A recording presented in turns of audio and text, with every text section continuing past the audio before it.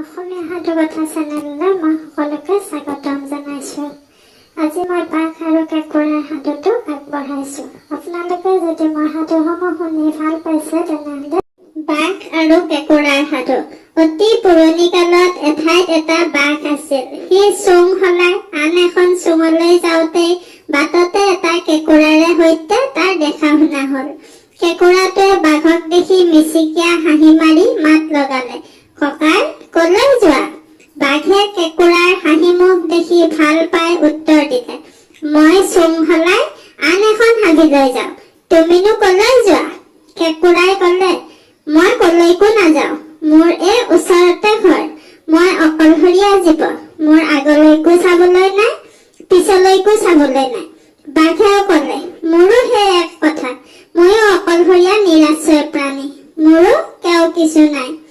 এইদৰে দুয়ো আলাপ কৰি দুয়োৰে ওপৰত ইমান সন্তুষ্ট হ'ল যে শেষত দুয়ো সখী পতাত সেই হাবিতে ওচৰা ওচৰি কৰি থাকিল।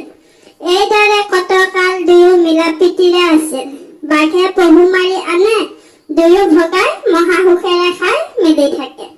কেঁকোৰা বাঘৰ সখীয়েক দেখি আন হিংসুক জন্তুৱেও কেঁকোৰাক কোনো অপকাৰ কৰিবলৈ সাহস নকৰে। এদিন কেঁকোৰাই বাঘক ক'লে, সখী, মঙহ খাই খাই আৰু আমুৱালে। তোমাৰ আগত সঁচা কথা ক'বলৈ কি, মঙহ খাই মই লাহে লাহে পেট ৰুগীয়া হৈছো। এতেকে আমি মাজে মাজে নিৰামহীয়া খাবৰো দিহা কৰিলে কেনে? আমি খেতি কৰো আহা। বাঘে উত্তৰ দিলে, খেতি কৰাটোনো কি টান কথা।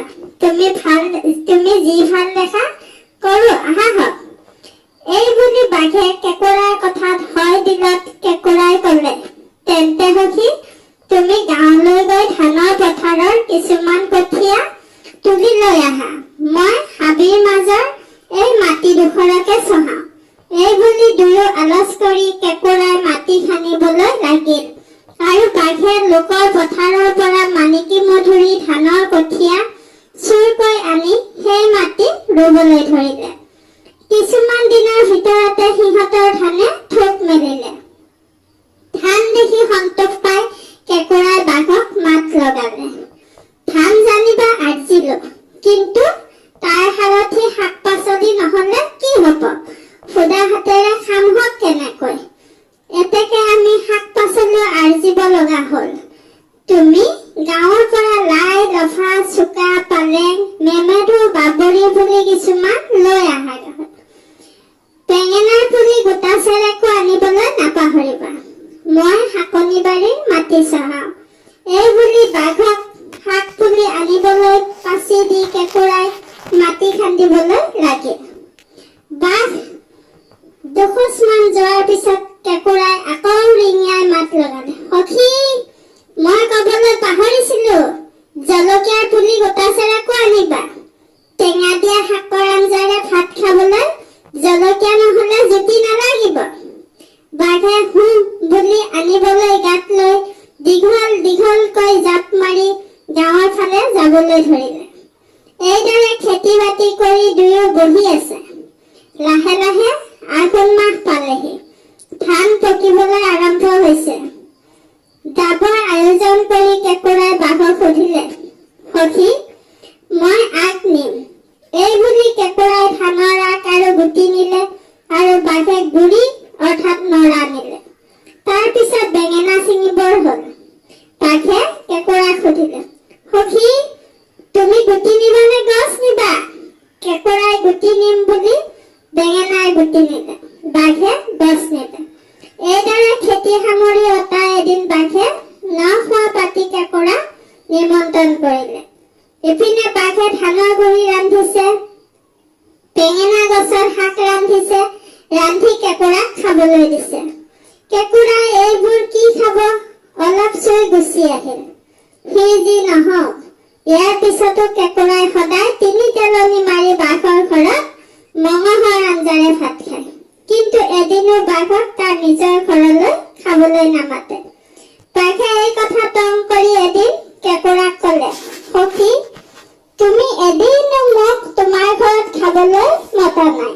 এদিন নখোৱা পাতি মোক মাতা। তোমাৰ ঘৰত মোক কেনে ৰন্ধা বঢ়া হয় মোৰ খাই চাবৰ গৈছে। কেঁকোৰাই উত্তৰ দিলে, সখী তোমাক মোৰ ঘৰত খাবলৈ কিয় নামাতিম? মই নখোৱা পাতি তোমাক মাতিম মাতিম বুলি সদায় পাঙিয়ে আছো, কিন্তু মোৰ ঘৰত ঠাই সংকীৰ্ণ। তোমাক ক'ত বহুৱাম, ক'ত খুৱাম বুলিহে থেৰু বেৰু কৈ আছো। সেই দেখি সেই কাম হৈ উঠা নাই। যি হওক, তুমি আহুকাল নাপালে কাইলৈ ৰাতিপুৱাৰ সাজ ভাতকে মোৰ ঘৰত খাবাগৈ। কি বোলা সখী? নখোৱা নামতহে দুখীয়াৰ ঘৰত কাইলৈ ভৰিৰ ধূলি পেলাই শাকে খাৰে এগাল খাই আহিবাগৈ মাথোন। বাঘে উত্তৰ দিলে, নিশ্চয় কাইলৈ তোমাৰ ঘৰত ন খাবলৈ যাম। পিছদিনা পুৱা কেঁকোৰাই নখোৱা পাতি মানিকী মধুৰি জহা চাউলৰ ভাত ৰান্ধিলে, বেঙেনাৰ খাৰ ৰান্ধিলে। বাঘে কেঁকোৰাৰ ঘৰত ন খাবলৈ আহিল। কেঁকোৰাই বাঘক ক'লে, সখী তুমি মোৰ গাঁতৰ ওচৰতে বহা, মই ভাত আঞ্জা উলিয়াই দি থাকো, তুমি খাই থাকা। তুমিতো আৰু মোৰ গাঁতৰ ভিতৰলৈ সোমাব নোৱাৰা। এই বুলি কেঁকোৰাই ভাত আঞ্জা গাঁতৰ মুখলৈ উলিয়াই নিবলৈ ধৰিলে আৰু বাঘে সলপ সলপ কৰে খাবলৈ ধৰিলে। কেঁকোৰাৰ ভাতৰ চৰু সৰু, ভাত যি ৰন্ধা হৈছিল তাক দুমুকুৰাতে বাঘে উৰ পেলালে। গতিকে কেঁকোৰাৰ ভয় হ'ল। সি ভাবিলে বাঘৰ আখৰ পাবলৈ নাই। খাবলৈ বহি তাৰ পেট নভৰিলে মোৰ প্ৰতি তাৰ বন্ধুতা সোপাই কৰিবলৈ যাব আৰু তাৰ খং উঠি সি মোক খাই পেলাব। এতেকে এটা বুদ্ধি কৰি ইয়াৰ হাতৰ পৰা সাৰিব লাগিল। ইয়াকে মনত ভাঙি সি বাঘক ক'লে, সখী বাৰে বাৰে মই তোমালৈ ভাত কঢ়িয়াই মোৰ কঁকালৰ বিষে ধৰিছে আৰু উঠিবই নোৱাৰো। তুমি তোমাৰ নেজডাল মোৰ গাঁতৰ ভিতৰলৈ সোমাই দিয়া, তাতে মই ভাত আঞ্জা বাটিয়ে বাটিয়ে বান্ধি দিওঁ, তুমি নি নি খাই থাকা। কেঁকোৰাৰ টেঙৰালি কথাৰ আচল মানে বুজিব নোৱাৰি বাঘে তাৰ নেজডাল গাঁতত সোমাই দিলতে কেঁকোৰাৰ ভিতৰৰ পৰা সেইডাল চেপি ধৰিলে। বাঘে দুখ পাই টানেহে টানে, নেজডাল নোলায় আৰু তাত কেঁকোৰাৰ চেপা টানহে হয়। বাঘে যন্ত্ৰণাত তৎমত এৰি চিঞৰত গগন ফালিবলৈ ধৰিলে। তথাপি কেঁকোৰাই এৰি নিদিয়ে। দ্ৰব্য যুগত তেতিয়া ওচৰতে বাৰী কোঁৱৰ এটাই পথাৰত মাটি কুৰি আছে। সি বাঘৰ চিঞৰ শুনি মাটি কুৰিবলৈ এৰি কোৰ লৈ পলাবলৈ ধৰোতে বাঘে দূৰৰ পৰা তাক দেখি চিঞৰি কান্দি কাটি কাকুতি কৰি ক'লে, হে ককাই এইপিনে আহা, মই মৰিলো। কেঁকোৰাৰ চেপাৰ তাপত মোৰ প্ৰাণ যায়, মোৰ নেজডাল এৰুৱাই দিয়াহি ঐ। বাৰী কোঁৱৰে উত্তৰ দিলে, মই নোৱাৰো বুজিছনে, তই বাঘ, তোৰ বিশ্বাস নাই, এৰুৱাই দিলে তই মোক খাই পেলাবি। বাঘে ক'লে, হে দেউতা আহাই, মই সত্য সত্য সত্য তিনি সত্য খাই কৈছো তোমাক নেখাওঁ, মোক এৰুৱাই দিয়া। মোৰ দেউতা, তুমি যদি মোক এই বিপদৰ পৰা উদ্ধাৰ কৰা তেনেহলে মই শপত খাই কৈছো দিনেও তোমাক একোটাকৈ পহু মাৰি আনি দিম। এই কথা শুনি বাৰী কোঁৱৰে বাঘৰ কথা পতিয়াই ওচৰ চাপি আহি কোৰখনেৰে চাপ মাৰি দি বাঘৰ নেজডাল কাটি দিলত বাঘ ৰক্ষা পৰিল।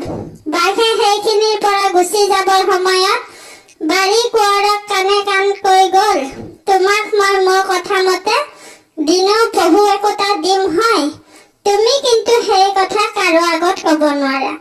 ক'লে তুমি য'তে থাকা তাৰে পৰা মই ততালিকে তোমাক লৈ গুচি যামহে। বাঘক উপকাৰ কৰাৰ বাবে ইয়াৰ পিছৰ পৰা বাৰী কোঁৱৰে বাঘৰ পৰা দিনেও একোটাকৈ পহু পাবলৈ ধৰিলে। এইদৰে ভালেমান দিন গ'ল। এদিন বাৰী কোঁৱৰৰ অলপ গা বেয়া হোৱাৰ বাবে মাকে মঙলতী বুঢ়ী এজনী মাতি আনি মঙল চোৱালে। বুঢ়ীয়ে মঙল চাই ক'লে যে কিছুমান জাতি ভকতক পহুৰে ভোজ এটা খোৱালে বাৰী কোঁৱৰৰ গা ভাল হ'ব। এই কথা শুনি বাৰীয়ে পুতেকক ক'লত পুতেকে বাঘক ভোজলৈ 2টা পহু আনি দিবলৈ ক'লে। বাঘে ভোজৰ দিনা 2টা পহু মাৰি আনি বাৰী কোঁৱৰক দি গ'ল। ভোজৰ দিনা সকলো জাতি কুটুমে বাৰী কোঁৱৰৰ হাতত খাবলৈ বহিছে। এনেতে এখন পাত কম পৰাত এজনে কলপাত লৈ দেখিলে কিহবাৰ হাড়ে তাত পৰ্বতাকাৰ হৈ আছে। মানুহটোৱে হাড়বোৰ দেখি বিচুতি হৈ পাত নাকাটি উভতি গুচি আহি সকলোকে ক'লে, ৰাইজসকল, আমি ইয়াৰ ঘৰত ভোজ খাব নোৱাৰো। ই কিবা খায়? আপোনাসকলে আহি চাওকচোন, ই ইমানবোৰ হাড় দমাই থবলৈ ক'ত পালে? এই বুলি কলত সকলো ভোজৰ পাতৰ পৰা হাত দাঙি উঠি আহি দেখিলে যে কথা সঁচা।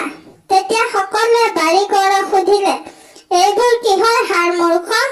নহলে আমি তোৰ ঘৰত ভোজ খাব নোৱাৰো। বাৰীকৰে ক'লে, খাব পোৱা জন্তুৰ বাহিৰে আন একোৰে হাড় মোৰ নহয়। আপোনাসকলে বেয়া নাভাবি ভোজ ভাত খাওক। মই কিন্তু কথাটো আঁতিগুৰি আপোনালোকৰ আগত ক'ব নোৱাৰো, কাৰণ ক'লে মোক বাঘে লৈ গুচি যাবহি। সেইবাবে আপোনাসকলে খুকুৰি নাৰাখি মোক ক্ষমা কৰি ভোজ ভাত খাওক। ৰাইজে তাৰ কথা শুনি নপতিয়াই তাক ক'লে, আমি সকলোৱে জাঠি জোং লৈ তোক বেঢ়ি থাকো, তই ক, নহলে আমি নাখাওঁ। ৰাইজৰ কথা শুনি বাৰীকোঁৱৰে নিৰুপায় হৈ সকলোৰে মাজত আঁঠু লৈ কথাটো ক'বলৈ ধৰিলে। সকলোৱে জাঠি জোং লৈ তাক বেৰি ৰল। শেষ কথাটো শেষ হ'ল। বিম্বাসবদে কৰবাৰ পৰা বাঘটো আহি মানুহৰ মাজৰ পৰা তাক থাপ মাৰি ধৰি লৈ গুচি গ'ল। ভোজ খাবলৈ অহা ৰাইজসকলে অলপমান দেৰি ভেবা লাগি থাকি তাৰ পিছত ইফালে সিফালে বিচাৰি